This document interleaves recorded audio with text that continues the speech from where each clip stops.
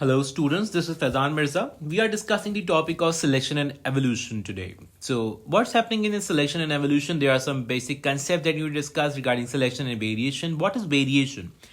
All individual organisms of a certain species would always have certain features which are in common, which they have common in features among them, and they will be differing features as well. And we all are combinations of such features.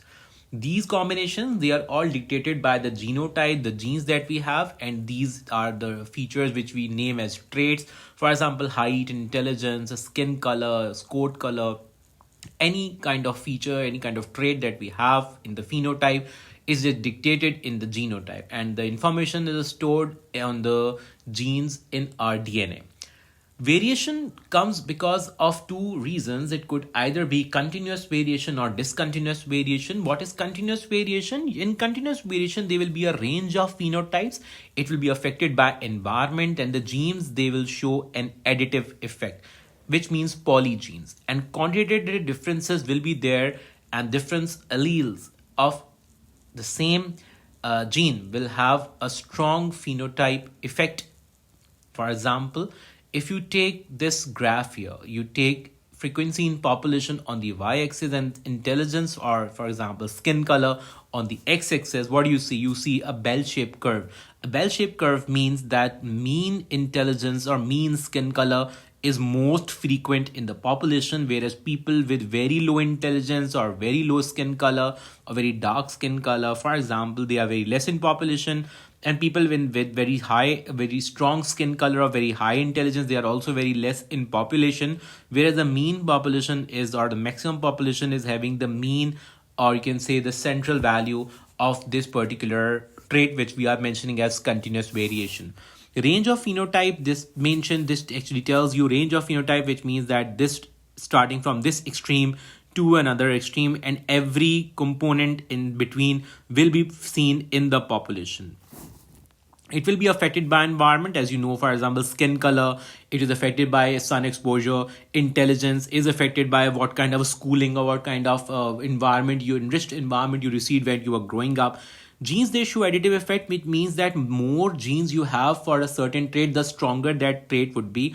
This means polygenes. For example, if you have many genes, multiple genes of a dark skin pigment, polygenes, so they will show an additive effect, and you will have a dark skin pigment. If you have more genes of a lighter skin pigment, you will have a lighter tone of skin color, again polygenes.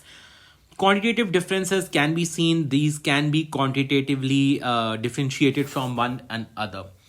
For example, as I've just mentioned, you can just recall more examples: body weight, height, or for example, the quality of the enzyme that you produce or a hormone that you produce. They are all examples of continuous variation. For example, salivary amylase, all of our salivary amylase are not same. So this is an example of genetic polymorphism as well.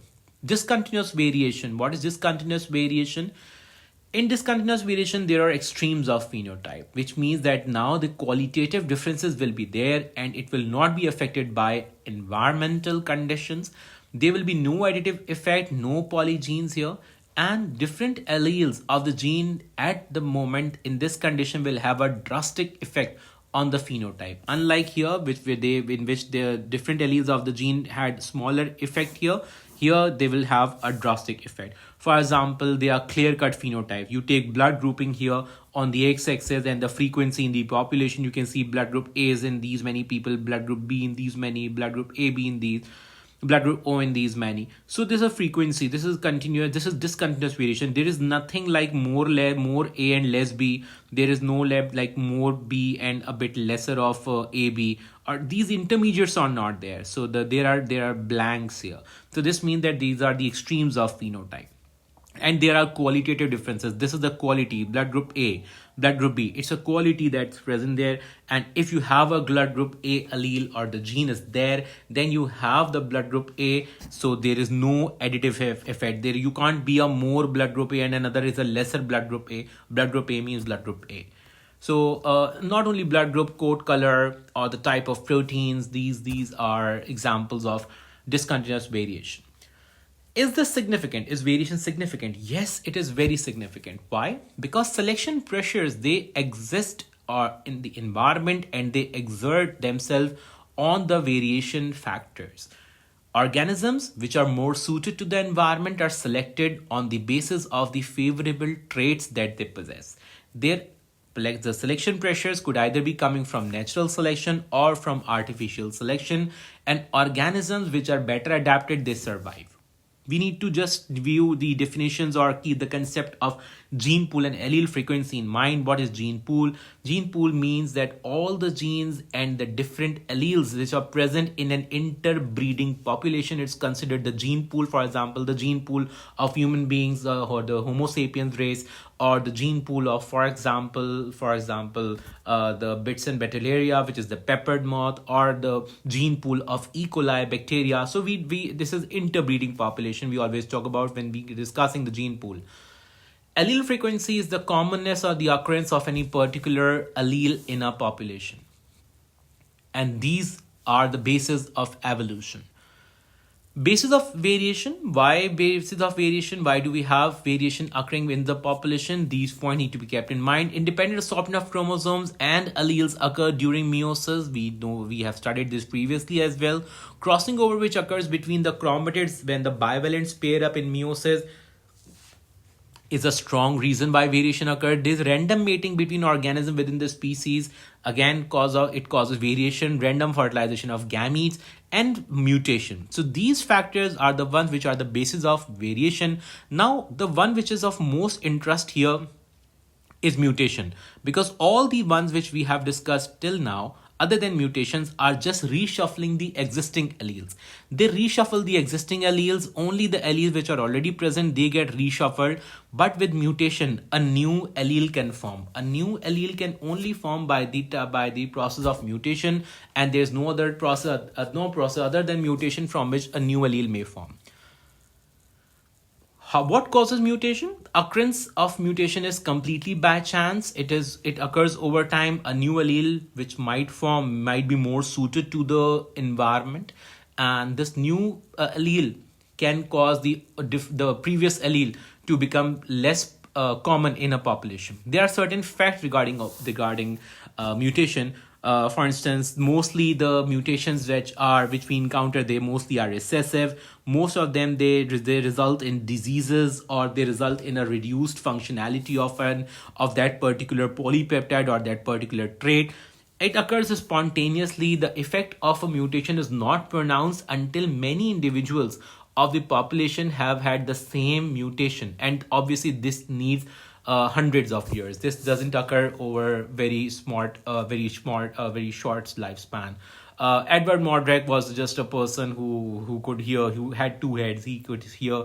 He said he used to hear demonic voices from the back of his head. He had two faces. One face was at the back. This is just a random example that I give in my class. So you can, for example, you can probably just surf internet and look for what Edward Mordrek was. And this is just completely out of the blue for this particular chapter. Anyhow, coming to new allele. So new allele might be the new allele which forms because of mutation. This might be more favorable, or it might be less favorable. For example, hemoglobin. In hemoglobin, the beta chain is coded by HbA, which is the normal allele and the dominant allele. HbS is the sickle cell allele, the recessive allele, and this causes diseases. As I told you that this is the mutation. This mutation is a recessive mutation. It resulted in diseases. So this is how most of the times we see that mutations, although they cause a new allele to form, but the new allele will be less suited to the existing environment. When we are discussing natural selection, we come to a concept of overproduction. What is overproduction? Organisms, they always overproduce, which means they produce more offspring than the ones which are required to replace them as grown up individuals. Use this graph here with time, you can see with time the number of population or because of overproduction could keep increasing. If you have seen cats or dogs or stray cats or stray dogs, for example, you must have seen that whenever they reproduce, they give birth to not just 2, 3, 4, they give up to 5 offsprings at once. So they always overproduce. Why they overproduce? Because all the offspring which are produced will not be equally fitted to the new environment. The overproduction, if it is not kept in check, it would lead to overexploitation of the natural resources. This was disturb the balance of nature. So this overproduction needs to be kept in check. And who keeps this overproduction in check? The selection pressures. Selection is the basis of evolution. Alleles which confer advantage are selected and passed on to the new generation or the next generation, and alleles that confer disadvantage are omitted from the population, and they are not found in the same frequency or in the same proportion in that population. Why? Because that allele was less suited.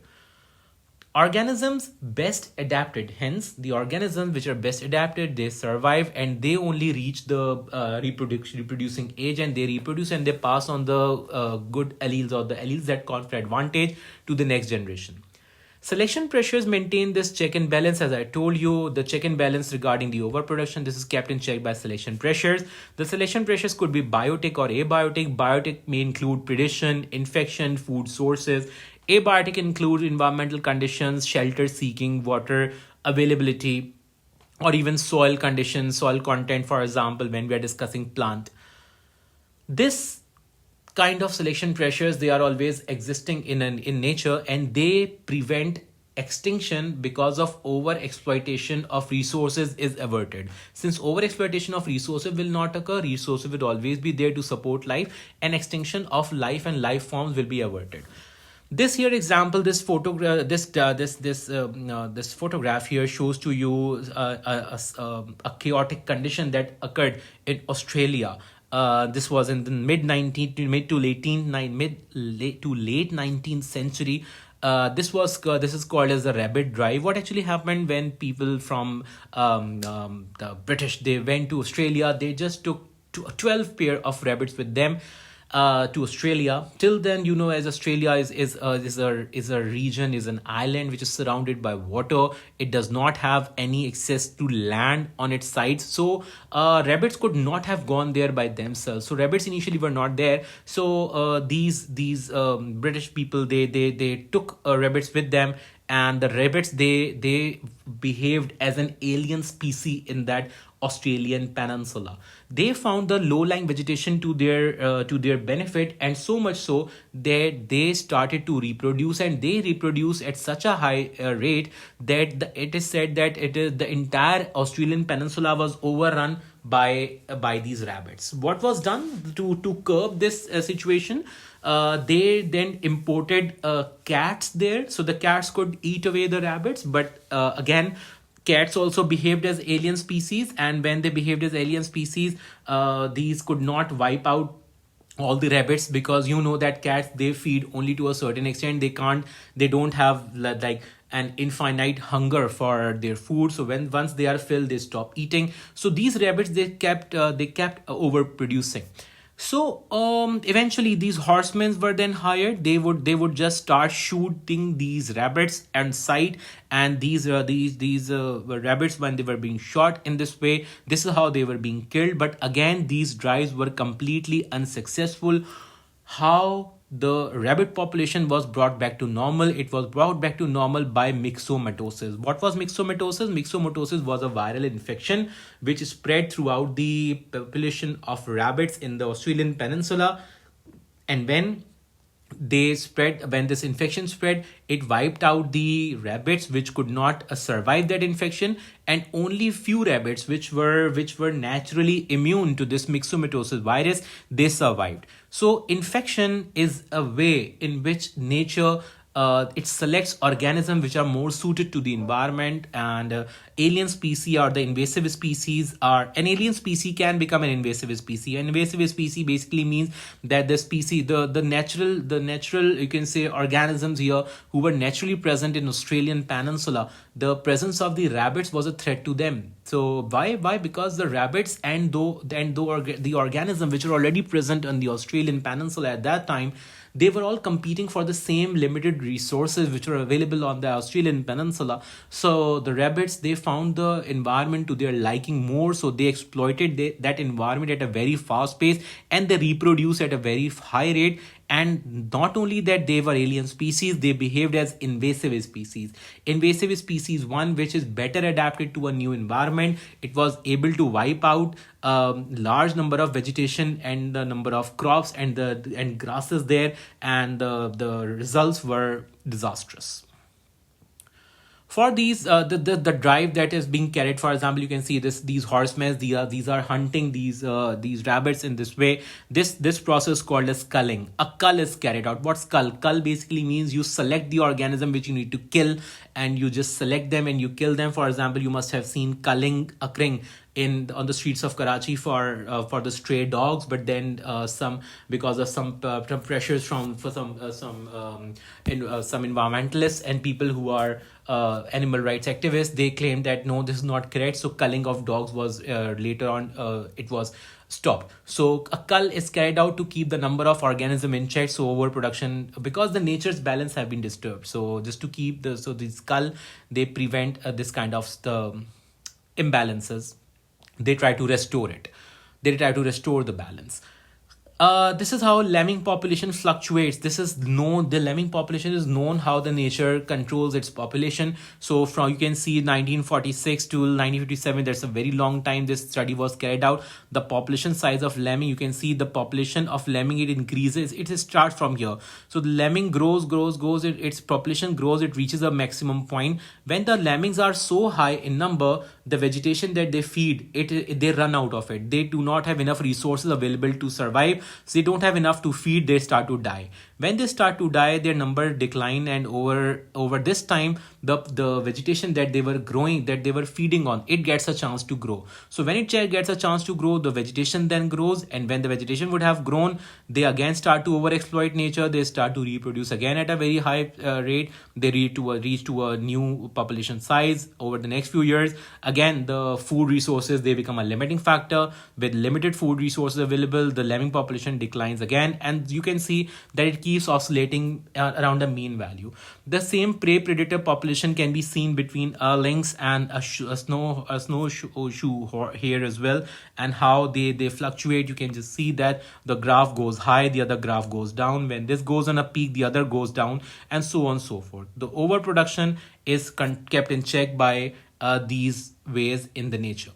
So this basically, with this, I would like to just wind up the basics regarding natural selection and variation, and how the features of variation, they are selected on the basis of the features which are more advantageous to a certain population, and alleles which confer advantage, they are passed on successfully to the next generation, and alleles that confer disadvantage, they are less likely to be passed on to the next generation. So this is how the selection pressures, they ensure that better adapted organisms survive, and they reach an adult age to reproduce and pass on those genes and alleles to the next generation. That's it. Thank you.